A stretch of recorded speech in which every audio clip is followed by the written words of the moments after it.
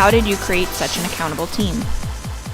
So accountability for your team is very important. First and foremost, your team has to want to be accountable, and they have to have goals and a vision, right? It starts with their why. Why are they your buyer's agent, your listing coordinator, your assistant, your transaction coordinator? Why are they your business partner? Why? Is it for college tuition for their children? Is it because they want to have lavish vacations? I don't care what it is, but I need something there. So finding out their why is the most important part for motivation.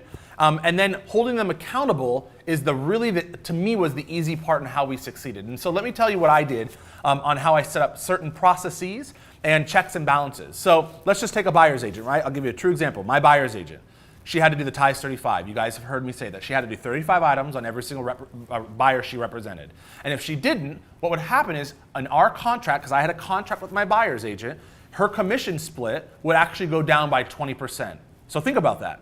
She was highly incentivized to do these things, and she believed in my mission, my vision. She believed that these things would get her more business, and so we made it accountable, right? You have to do these things, or I'm gonna get an additional 20%. And just so you know, buyer's agent, I don't want the 20%, but I'm doing it because guess what? It's a significant amount of money where you're gonna be highly motivated to do these things, right? So that's number one, right? And just so you guys know, that motivation can only go so far because, right, everyone's busy, and so how do you really make sure that she does all the ties 35?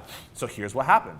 When the file would close, my assistant, Jennifer, would actually have to sign off on the ties 35. So it would close, commission check comes in, everything would be there. Jennifer would look and go, did she do them? And she'd have to initial and say, you pass. Like, right, here's your 20% commission check, and you pass, go.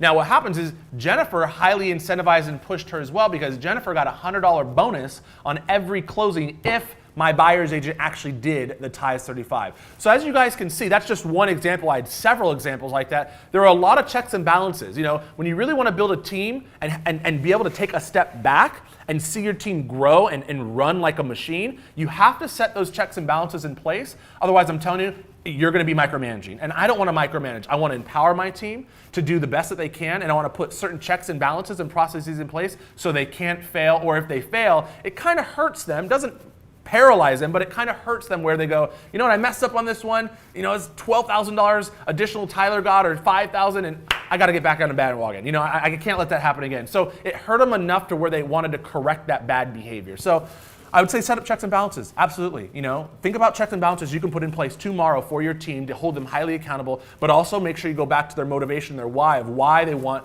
you know, to sell 1,000 homes, 500 homes, 200 homes, 10 homes, whatever that number may be.